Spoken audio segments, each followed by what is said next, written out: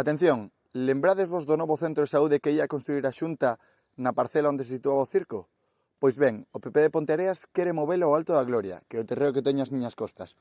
Un lugar que é totalmente inaccesible para as persoas de Ponteareas, porque lles obliga a ter un coche particular para vir. Pois está moi afastado do centro e da estación de autobuses, que tamén dificulta a xente que está nas parroquias. Así que recapitulemos. Tiñase que construir un novo centro de saúde e se construe nun lugar todavía máis inaccesible. Por que será? Non estamos na súa cabeza, pero imos tentar descubrilo. Actualmente, o acceso a este terreo é bastante preocupante, pois podería colapsarse a actual estrada e irrumpir o traballo das ambulancias, que terían que dar unha volta considerable para ir ao Álvaro Cunqueiro. Porén, se volvemos ao Pexón, podemos observar que este plantexa a existencia dunha nova vía que dá acceso directo ao centro, eliminando así posibles problemas de tráfico. Ademais, se nos fixamos, alrededor desta rúa existe un chan urbanizable marcado en violeta, onde se poden construir vivendas. De novo, entramos no mercado de especulación con outro ben básico, as vivendas. Os precios destas aumentarían exponencialmente ao conectar o centro de saúde e os CIES, aquí marcados en gris, coa Nacional 120, aquí en vermello. Pois isto non remata aquí, xa que en fronte desta parcela está o Policlínico San Miguel.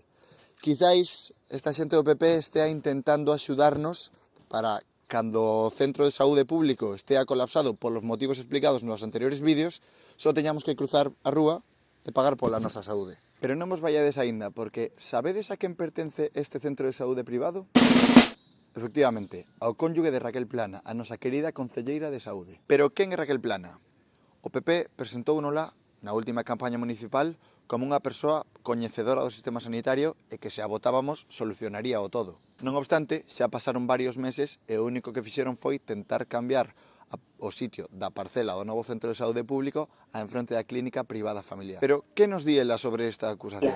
Traballo na privada porque tampouco hai facultativos dispoñibles para a atención privada.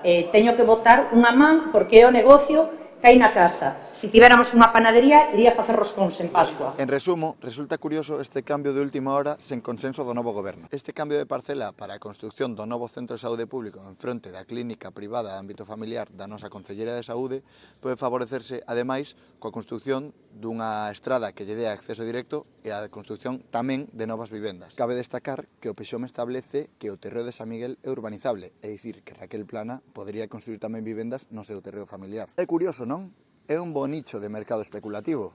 Quen se lucrará? Deixámosvos por aquí estas preguntas abertas, pero insistimos en que é unha posibilidade que nos relatamos coa información que temos. Acertaríamos?